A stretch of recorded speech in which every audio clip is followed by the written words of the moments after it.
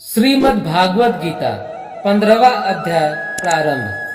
श्री भगवान बोले, आदि पुरुष परमेश्वर रूप मूल वाले और ब्रह्म रूप मुख्य शाखा वाले जिस संसार रूप पीपल के वृक्ष को अविनाशी कहते हैं तथा वेद जिसके पत्ते कहे गए हैं, उस संसार रूप वृक्ष को जो पुरुष मूल सहित तत्व से जानता है वह वेद के तात्पर्य को जानने वाला है। उस संसार वृक्ष की तीनों गुणों रूप जल के द्वारा बढ़ी हुई एवं विषय भोग रूप पोपलों वाली देव, मनुष्य और तिर्यक आदि योनि रूप शाखाएं नीचे और ऊपर सर्वत्र फैली हुई है तथा मनुष्य लोक में कर्मों के अनुसार बांधने वाली अहंता, ममता और वासना रूप जड़ें भी नीचे और ऊपर सभी लोकों में व्याप्त हो रही है। संसार वृक्ष का स्वरूप जैसा कहा है वैसा यहाँ विचार काल में नहीं पाया जाता, क्योंकि न तो इसका आदि है और न अंत है तथा न इसकी अच्छी प्रकार से स्थिति ही है। इसलिए इस अहंता, ममता और वासना रूप अति दृढ़ मूलों वाले संसार रूप पीपल के वृक्ष को दृढ़ वैराग्य रूप शास्त्र द्वारा काटकर उसके पश्चात उस परम पद रूप परमेश्वर को भली भांति खोजना चाहिए, जिसमें गए हुए पुरुष फिर लौटकर संसार में नहीं आते और जिस परमेश्वर से इस पुरातन संसार वृक्ष की प्रवृत्ति विस्तार को प्राप्त हुई है, उसी आदि पुरुष नारायण के मैं शरण हूँ। इस प्रकार दृढ़ निश्चय करके उस परमेश्वर का मनन और निधिध्यासन करना चाहिए, जिसका मान और मोह नष्ट हो गया है, जिन्होंने आसक्ति रूप दोष को जीत लिया है, जिनकी परमात्मा के स्वरूप में नित्य स्थिति है और जिनकी कामनाएं पूर्ण रूप से नष्ट हो गई है, वे सुख दुख नामक द्वंद्वों से विमुक्त ज्ञानी जन उस अविनाशी परम पद को प्राप्त होते हैं। जिस परम पद को प्राप्त होकर मनुष्य लौटकर संसार में नहीं आते, उस स्वयं प्रकाश परम पद को न सूर्य प्रकाशित कर सकता है, न चंद्रमा और न अग्नि ही, वही मेरा परम धाम है।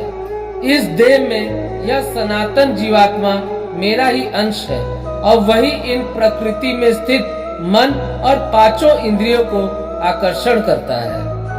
वायु गंध के स्थान से गंध को जैसे ग्रहण करके ले जाता है, वैसे ही देहादि का स्वामी जीवात्मा भी जिस शरीर का त्याग करता है, उससे इन मन सहित इंद्रियों को ग्रहण करके फिर जिस शरीर को प्राप्त होता है उसमें जाता है। यह जीवात्मा स्रोत, कछु और त्वचा को तथा रसना, घ्राण और मन को आश्रय करके अर्थात इन सब के सहारे से ही विषयों का सेवन करता है। शरीर को छोड़कर जाते हुए को अथवा शरीर में स्थित हुए को अथवा विषयों को भोगते हुए को, इस प्रकार तीनों गुणों से युक्त हुए को भी अज्ञानी जन नहीं जानते।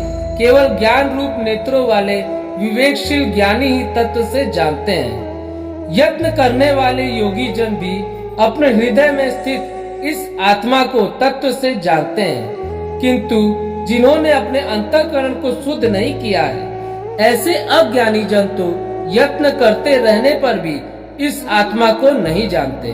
सूर्य में स्थित जो तेज संपूर्ण जगत को प्रकाशित करता है तथा जो तेज चंद्रमा में है और जो अग्नि में है, उसको तू मेरा ही तेज जान। और मैं ही पृथ्वी में प्रवेश करके अपनी शक्ति से सब भूतों को धारण करता हूँ और रस स्वरूप अर्थात अमृत में चंद्रमा होकर संपूर्ण औषधियों को अर्थात वनस्पतियों को पुष्ट करता हूँ। मैं ही सब प्राणियों के शरीर में स्थित रहने वाला प्राण और अपान से संयुक्त वैश्वानर अग्नि रूप होकर 4 प्रकार के अन्न को पचाता हूँ। मैं ही सब प्राणियों के हृदय में अंतर्यामी रूप से स्थित हूँ तथा मुझसे ही स्मृति, ज्ञान और अपोहन होता है और सब वेदों द्वारा मैं ही जानने के योग्य हूँ तथा वेदांत का कर्ता और वेदों को जानने वाला भी मैं ही हूँ। इस संसार में नाशवान और अविनाशी भी ये 2 प्रकार के पुरुष हैं। इनमें संपूर्ण भूत प्राणियों के शरीर तो नाशवान और जीवात्मा अविनाशी कहा जाता है। इन दोनों से उत्तम पुरुष तो अन्य ही है, जो तीनों लोकों में प्रवेश करके सबका धारण पोषण करता है एवं अविनाशी परमेश्वर और परमात्मा इस प्रकार कहा गया है। क्योंकि मैं नाशवान जड़ वर्ग क्षेत्र से तो सर्वथा अतीत हूँ और अविनाशी जीवात्मा से भी उत्तम हूँ, इसलिए लोक में और वेद में भी पुरुषोत्तम नाम से प्रसिद्ध हूँ। भारत, जो ज्ञानी पुरुष मुझको इस प्रकार तत्व से पुरुषोत्तम जानता है, वह सर्वज्ञ पुरुष सब प्रकार से निरंतर मुझ वासुदेव परमेश्वर को ही भजता है। हे निष्पाप अर्जुन, इस प्रकार यह अति रहस्य मुक्त गोपनीय शास्त्र मेरे द्वारा कहा गया। इसको तत्व से जानकर मनुष्य ज्ञानवान और कृतार्थ हो जाता है। इस वीडियो को लाइक और शेयर करें। चैनल को सब्सक्राइब करके बेल आइकन जरूर से दबाएं।